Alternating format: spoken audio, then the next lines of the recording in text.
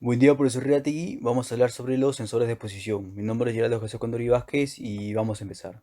Como una pequeña introducción, se pueden hablar de varios tipos de sensores y actuadores, ¿no? Que trabajan en conjunto para determinar cuál va a ser la posición, o mejor dicho, el tiempo de inyección del combustible y va a determinar también el encendido, ¿no? En este caso, para empezar, vamos a hablar del sensor CMP. ¿Qué significa CMP? En realidad, está en inglés, sería Camshaft Position, que vendría a ser la posición del árbol de levas, ¿no?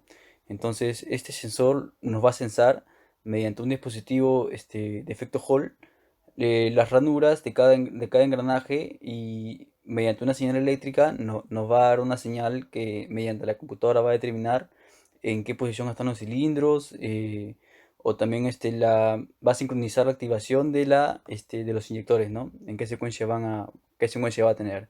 Aquí podemos ver en imagen la rueda dentada y el transmisor Hall, que vendría a ser el SMP, ¿no? Entonces, esto lo podemos encontrar también en los vehículos que son por distribuidor o el sistema de full injection, ¿no? Como los que vemos en Caterpillar. Si es que encontráramos alguna falla en este sensor, nos daríamos cuenta porque tendríamos problemas para el arranque, ¿no? O el motor no encendería, o se encendería el check engine del motor, o se sentirían explosiones en el arranque que no son normales, ¿no? Bueno, entonces acá tenemos el circuito eléctrico de este sensor. Este circuito nos va a dar tres terminales, ¿no? El M1 y el M11 y el M52.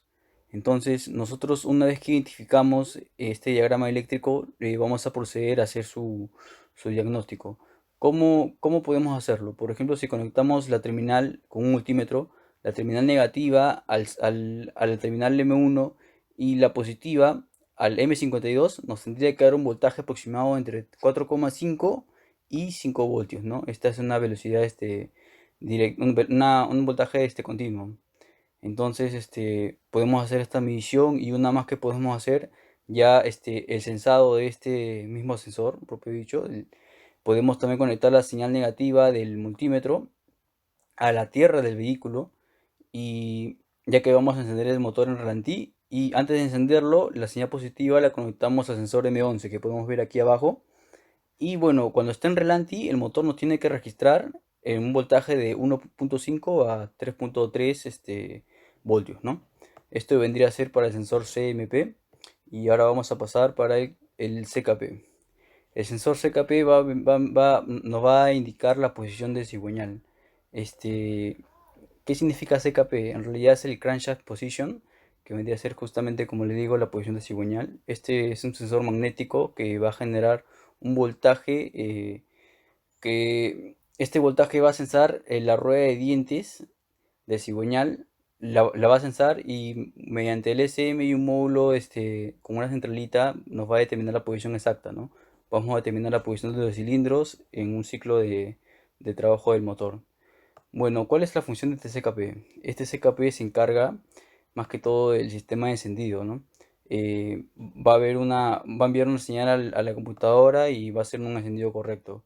Asimismo, nos va a indicar el momento exacto con ayuda de otros sensores en el cual debemos inyectar combustible. Bueno, ahora vemos acá su diagrama eléctrico, y vemos aquí dos terminales, el M37 y el M5. Una vez que reconocemos estos dos terminales, igualmente con la ayuda de nuestro multímetro, vamos a determinar, por ejemplo, la señal de este CKP, ¿no? Lo que tendríamos que hacer es con el lado positivo del multímetro, conectarlo al terminal M37 y el positivo al M5. Igualmente encendemos el motor en relanti, y tendríamos que tener una señal de lectura de 2,5 a 3,8 voltios en voltaje continuo, ¿no? Bueno, entonces, si pasamos al sensor TPS, el TPS vendría a ser el sensor que nos va a indicar el grado de giro de la mariposa de admisión, ¿no? Entonces, si es que nosotros queremos detectar este sensor, y lo podemos hacer de una forma, ¿no? Que vendría a ser controlar el voltaje mínimo. También podríamos controlar el voltaje máximo y el barrido de la pista, ¿no? Que tiene el mismo obturador.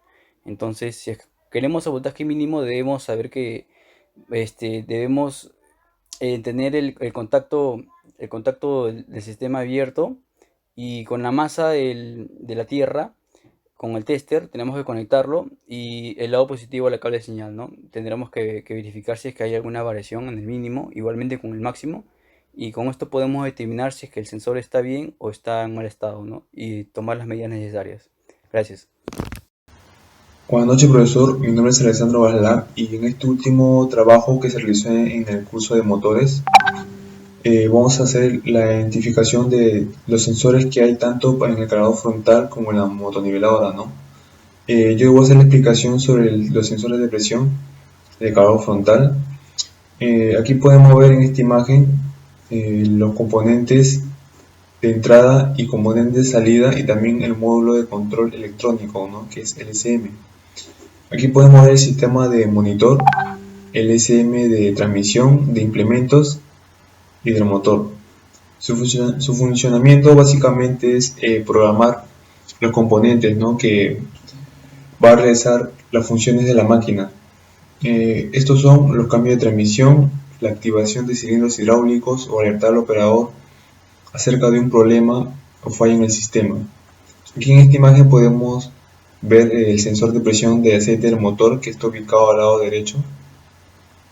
El funcionamiento es básicamente que cuando los contactos se cierran y el circuito completo va a tierra, si la presión de aceite del motor disminuye hasta el nivel en que los contactos se abren, el interruptor enviará una señal al SM, ¿no? ¿Cómo podemos detectar o ver esa señal? Con la ayuda del programa IT, o también podemos realizar mediciones con el multímetro, ¿no? ¿Cómo se realizan esas mediciones? Lo voy a explicar más adelante detalladamente. Aquí en esta imagen podemos ver el interruptor de nivel de refrigerante del motor. El diagnóstico es localizar y solucionar efectivamente el problema, ¿no? De los interruptores y de las entradas de los interruptores también. Es importante para ello que el técnico de servicio entienda los principios de operación del interruptor del sistema de control electrónico. Como aquí podemos ver, tiene tres cables, ¿no? Ya uno que va a ser de voltaje, otro va a ser tierra y el último va a ser de señal. Aquí podemos ver dos rangos. Uno va a ir de 0 a 240 ohmios y el otro de 70 a 800 ohmios. El de 0 a 240 ohmios va a encargarse del nivel de combustible, ¿no? En el sistema, que lo va a detectar el SM, y de 70 a 800 ohmios va a ser el de temperatura, ¿no? El funcionamiento que se encuentra en la máquina. Aquí podemos ver los sensores de frecuencia, que son dos, ¿no? El magnético y el de efecto Hall. En el sistema, donde no son críticas las velocidades bajas, se usa el detector magnético, ¿no? Pero en los sistemas donde la medición de velocidades bajas es crucial, o sea, es dispensable, se usa el sensor de efecto Hall.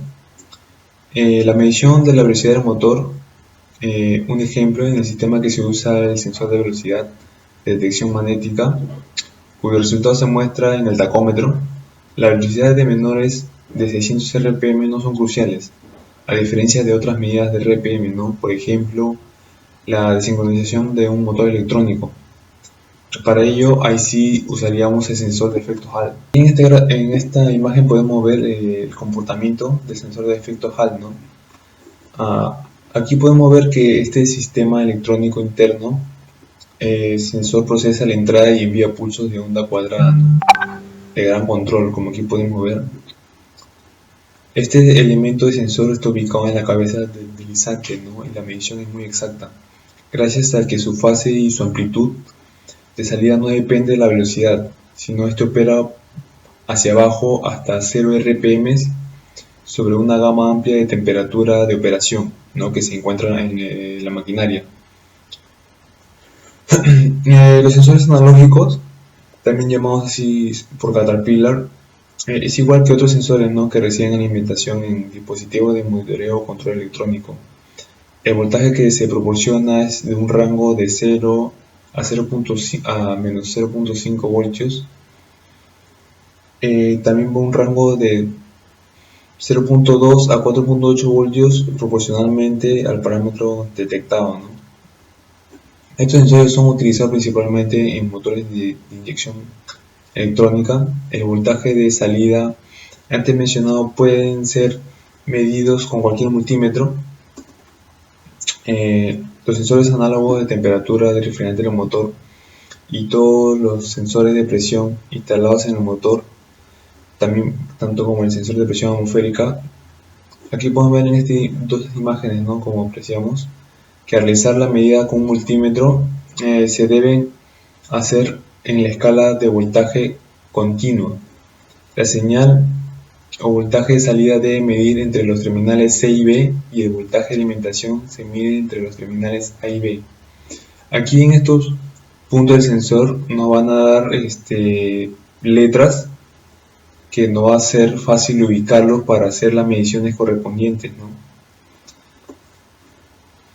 Por ejemplo, el motor de inyección electrónica que está energizado pero detenido, ¿no? El sensor de presión de aceite no registrará valor alguno. Entonces estas condiciones del sensor medirá solo la presión atmosférica, pero al dar arranque se producirá una presión como resultado y se obtendrá la presión atmosférica más la presión del aceite del motor. Aquí podemos ver en esta imagen cómo es la toma de medición que se hace con el multímetro. Aquí podemos ver el voltaje, que es A, la señal, que es C, y el retorno, que es B, ¿no? Que vendría a ser tierra. Estos tres puntos, A, C y B, van a estar también señalizados o colocados en los sensores, ¿no? Para que al técnico se le haga poder fácil reconocer los puntos en los cuales se tiene que medir.